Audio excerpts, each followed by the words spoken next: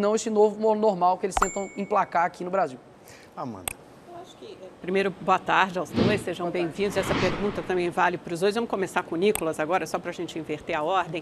À medida que a pandemia fica para trás, a gente tem essa sensação de recomeço, as cidades reabrindo e outros problemas se aproximam, principalmente perda de renda, desemprego e inflação. E são são problemas que, obviamente, afligem toda a população e é uma péssima notícia para o presidente Bolsonaro às vésperas de uma eleição. Até que ponto, por mais que ele tente se descolar de inflação, desemprego, isso acaba caindo no colo dele, até porque muitas vezes ele é parte do problema, pela instabilidade política, pelo risco fiscal, sobe o dólar, impacta na inflação. Até que ponto é a economia que vai ditar o rumo das eleições, a tônica das eleições no ano que vem? Acredito que a economia ela é muito importante, Eu me lembro de um caso que aconteceu, era nos Estados Unidos, onde houve um escândalo, ali na sala oval ali, e mesmo assim a taxa ali desse candidato estava altíssima. E aí eles falaram, olha, economy, é simplesmente a economia, dinheiro no bolso, de fato faz com que as pessoas fiquem mais suscetíveis a votar nesse candidato. Contudo, eu acredito que o brasileiro já não está com uma amnésia tão grande, politicamente falando. Então ele vai se lembrar de quem de fato lutou para que ele pudesse trabalhar. Então, no sentido, por exemplo, do agronegócio, nós tivemos aí recorde de safra, de intersafra, de produção, e porque esse setor não parou, porque fosse considerado essencial. Então, por mais que, obviamente, isso respinga no presidente com relação à inflação, etc., mas eu vejo que quem de fato emplaca com relação, por exemplo, ao dólar, são dois aí fatores. Primeiro, o próprio Banco Central dos Estados Unidos e também com relação à estabilidade do nosso país, política que gera o aumento do dólar. Ou seja, isso impacta diretamente na economia e quem está gerando isso eu não vejo que é o presidente. Eu vejo que quem tem tomado aí decisões contrárias à vontade da população e gerado uma instabilidade, principalmente jurídica, é o STF, Congresso e Senado e não o presidente. É claro que eu não estou falando aqui que ninguém cometa erros, ninguém cometa excesso, mas eu vejo que as pessoas vão se lembrar daquele que alertou para que o vírus mata, mas também o desemprego e a fome mata. E agora nós chegamos no fica em casa, economia a gente vê depois. Esse depois chegou e agora eu acho que as pessoas não irão esquecer de quem batalhou para que eles trabalhassem. Carmelo. Perfeito. Muito se fala em aumento de preço, em inflação, em desemprego. Isso é de fato um problema real do Brasil, a gente está enfrentando dificuldades. Mas é sempre importante ressaltar o seguinte: a Argentina, nosso país vizinho, tem uma inflação de 47% e tem um presidente de esquerda, Roberto Fernandes, que foi eleito em uma coligação que aqui no Brasil, por exemplo, está bem alinhada ao Lula, à Dilma, à turma do PT. E aqui no Brasil a gente tem uma inflação de 7,2%. Lembrando, isso é uma crise passageira, é uma crise momentânea. Ninguém conseguia prever uma pandemia. A gente passou por uma pandemia. O presidente Bolsonaro deu o auxílio emergencial que fez com que o Brasil gastasse mais do que estava previsto em anos anteriores, até porque ninguém conseguia prever a vinda da pandemia. Teve o programa da manutenção do emprego e da renda, que preservou 13 milhões de empregos em 2020 e 2021. Então, uma comparação, enquanto o PT deixou 13 milhões de brasileiros sem emprego, Amanda, o presidente Bolsonaro preservou 13 milhões de empregos no Brasil. Então, essa é a verdade. A gente está vivendo uma crise momentânea, passageira. A gente não pode falar aqui que é culpa do presidente, porque não foi ele que fechou o comércio, não foi ele que disse para todo mundo ficar em casa e que a economia a gente ia ver depois. Então, só uma leve comparação aí da Argentina, nosso vizinho, do quão ruim está a situação lá e que pode ficar muito pior no Brasil se a gente for para a mão de um comunista, de um presidente de esquerda. Pode ser engraçado, Nicolas. Não, mas a verdade é que o mundo está mudando, ele se adapta e talvez Sim, a direita também tenha que se chato. adaptar a esse... Não é que fica chato, a direita muitas vezes é chata também, faz muita patrulha. Por exemplo, quem não é bolsonarista hoje é automaticamente comunista. E muitos bolsonaristas enxergam o mundo de forma binária e superficial. Ou você é bolsonarista ou você é automaticamente comunista. Eu já fui rotulada como comunista várias vezes, apesar de eu defender aqui diariamente grande parte das reformas econômicas propostas pelo governo, as reformas liberais, mas mesmo assim eu sou taxada e rotulada de comunista. Então a direita também pode fazer... Também pode fazer uma baita patrulha, já invertendo aqui. Não, você está perguntando mesmo. Eu me considero progressista nos valores e na moral e nos costumes e mais liberal na economia. Eu me vejo assim, mas eu acho que falta uma sensibilidade, um valor maior de justiça social para esse governo. Sinceramente, eu acho que isso falta, respondendo a sua pergunta rapidamente, Nicolas. Mas, já colocando outra provocação para vocês, o Silvio falou dos jovens e dos protestos, a esquerda colocou muita gente nas ruas também. A gente viu nos últimos protestos, talvez quem não tenha conseguido colocar, e certamente não colocou, foi a terceira via.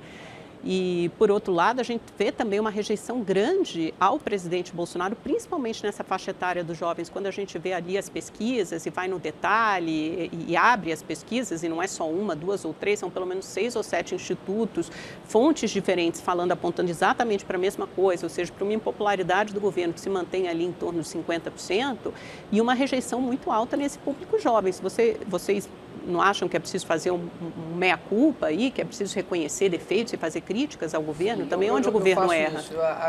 Eu vejo isso, principalmente nas manifestações, por exemplo, de direita e na esquerda, eu vejo de fato, acaba que tem mais jovens na da esquerda, eu vejo isso. Só que, o que acontece? Acaba que a esquerda ela tem tudo. Então a política não diz respeito somente a cargos políticos. Por exemplo, o que muda de fato a vida de um jovem? O que vai fazer ele influenciar a votar ou no Bolsonaro ou no Lula? Muitas das vezes não vai ser uma questão de um projeto de lei, ou se vai ser questão da economia. Tem gente que, o jovem, ele de fato não liga para isso. O que de fato move o jovem é o imaginário, é o sentimento, é aquilo que ele, sabe, se sente parte. Então o jovem, por exemplo, de esquerda, o que ele tem que alimenta ele para poder votar no Lula? Tudo. Então ele tem música, que faz com que ele seja um idiota, então ele fica o dia inteiro ouvindo um monte de bobagem ali, não tem nada que traz ele a um sentido de vida. Ele vê seriados que destroem a imagem da família, que destroem a imagem do homem, destroem a imagem da mulher e traz somente valores momentâneos e nenhum eterno. Você tem os filmes, você tem as novelas, você tem toda a produção artística, cultural, faculdade, escola. Então ele é, assim, quase cooptado a ser de esquerda. Mas você acha que o jovem é um idiota? Não, assim, como eu posso dizer? Eu não acho o jovem idiota mesmo que eu sou. Exato. Mas o que acontece? O jovem, ele é facilmente, se ele não tiver raízes fortes, ele é facilmente cooptado para algo que pode surgir nele de forma muito precoce. Então, quantos jovens, por exemplo, não usavam camisa do Che Guevara? Por quê? Eu acho que quem, por exemplo, utiliza uma camisa do Che Guevara, ou ele é ignorante, ou ele é um inocente, tá? Ou ele é, de fato, mau caráter, é isso. Porque ele está usando a foto de um genocida no seu peito, estampado no peito. É a mesma coisa de um judeu nazista, para mim. Um cara com Che Guevara e um cara sendo negro, utilizando ali a capa do Che Guevara no seu peito. Agora... Então eu vejo isso, é que o jovem, ele tem uma parte boa que está crescendo agora na direita, tá? Com a rede social, a ascensão que o Carmelo, por exemplo, falou. Mas tem, de fato, muita gente que a esquerda coopta, que é a juventude, infelizmente. Falado, e acho que além de uma parte dos jovens serem chatos, são ignorantes, porque chamam o presidente Bolsonaro de genocida sem saber o que é genocida. Usam termos como fascista, machista, negacionista, sem saber, na verdade, o que é. E eu acho que isso é um dano muito grande a próprias palavras como essa, que são fortes, como o fascismo, que tem que ser combatido, etc. E eles banalizam para chamar fulano de A, fulano de B, e ficam cuspindo palavras sem saber o que significam. Isso, na verdade, é um problema estrutural, né, de educação do Brasil, de muito tempo, que não vai ser corrigido para agora. Eu acho que tem mais 10 anos aí para frente, se o trabalho começar aí de agora, para ser solucionada essa questão. A gente vê muitos professores, infelizmente, hoje é o dia do professor, quero parabenizar os professores, tenho muito respeito por todos eles, mas hoje, infelizmente, a gente vê muitos professores que cospem ideologia o tempo inteiro na sala de aula para doutrinar, para fechar os olhos daquele aluno a uma narrativa, a uma ideologia, no caso, na maioria das vezes, a narrativa de esquerda comunista. Então isso tem que ser combatido. Eu acho que os jovens hoje, infelizmente, pelo debate superficial, eles acabam não se aprofundando nos temas e repetindo o que eles escutam por aí de partido político, de uni, de algum professor em específico. Então eu acho que a grande saída disso tudo é ser inconformado. Eu sou um jovem inconformado, o Nicolas é um jovem inconformado e é por isso que a gente está aqui. Vocês dois são inconformados e foram jovens inconformados e por isso estão aqui. E eu acho que a gente tem que questionar, tem que perguntar, tem que ir atrás de informação para sair da bolha de fato, para furar essa bolha que muita gente tenta colocar a gente dentro. Bom, Carmela, eu vou ter que discordar de você, né? O presidente Bolsonaro passou toda a carreira dele na política como deputado federal falando que ia fuzilar a FHC, na campanha expulsar os petistas do Brasil. Ele é pródigo em fazer todo tipo de ameaça com arma o tempo inteiro e vários bolsonaristas nesse sentido. Mas só para mudar um pouquinho de assunto... Para bandido tem que ser pau e cana.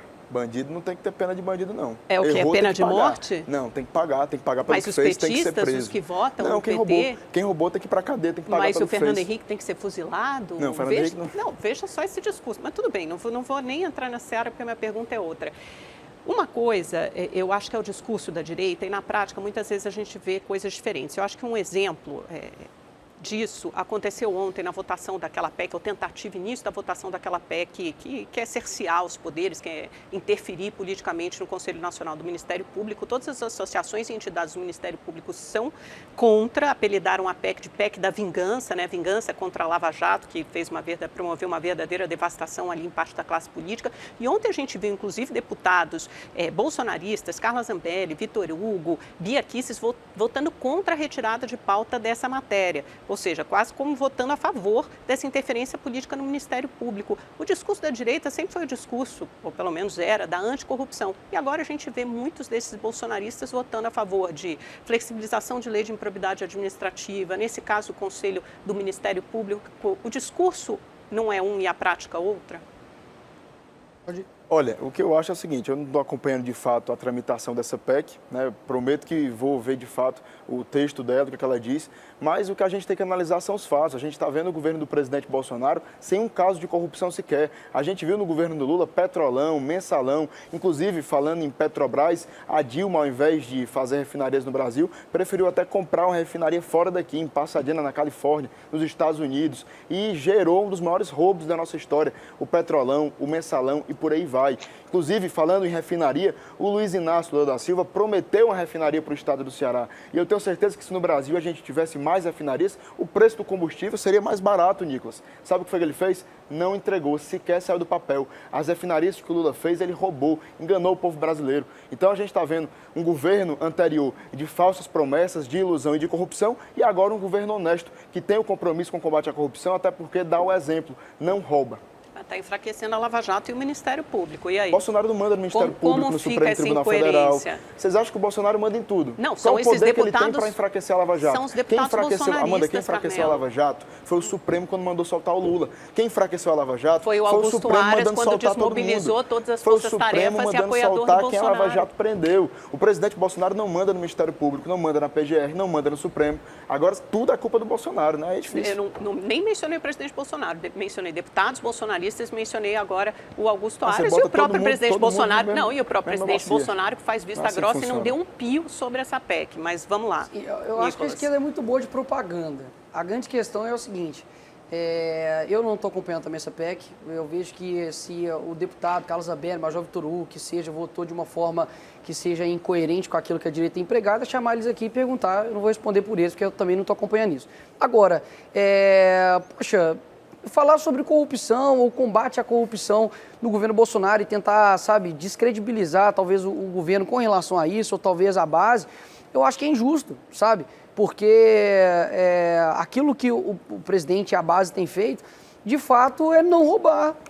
Sabe, não combater corrupção, não deixar roubar. E o combate por exemplo, à corrupção, você vai desmontar, promover esse desmonte no Ministério Público? Então, é isso que eu estou dizendo. Quando você vê, de fato, o que está acontecendo hoje aqui no Brasil, e aquilo que acontecia anteriormente, e não é um discurso, se não for Bolsonaro, tudo mais, o PT vai voltar, por mais que isso seja, de fato, uma realidade. Mas aquilo que tem feito hoje, de concreto, o que é? O que é de concreto, por exemplo, esses deputados em âmbito de corrupção estão fazendo? O que é que, de fato, o Bolsonaro, no âmbito de corrupção, está fazendo? Eu nunca consigo ouvir alguém dizer algo concreto. Olha, o presidente Bolsonaro fez isso, o presidente Bolsonaro fez aquilo.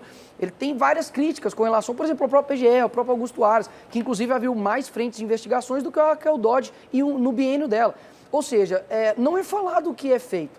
Sabe, as apreensões, por exemplo, da Polícia Federal, as apreensões da Polícia Rodoviária Federal, tudo isso é combate à corrupção, combate à criminalidade, e isso não é feito. Então eu vejo que muitas vezes a esquerda ela é histérica, né, com os defeitos do Bolsonaro e tímidos com a qualidade do governo Bolsonaro. Fora que usar uma PEC que surgiu do Congresso, que muda um conselho para dizer que o presidente Bolsonaro está acabando com o combate à corrupção, é uma tentativa muito forçada de impor a narrativa. Acho que não é por aí. É uma PEC que é apadrinhada por vários partidos, inclusive por partidos da direita que tem como mote discurso combate à corrupção. Só estou tentando apontar as contradições.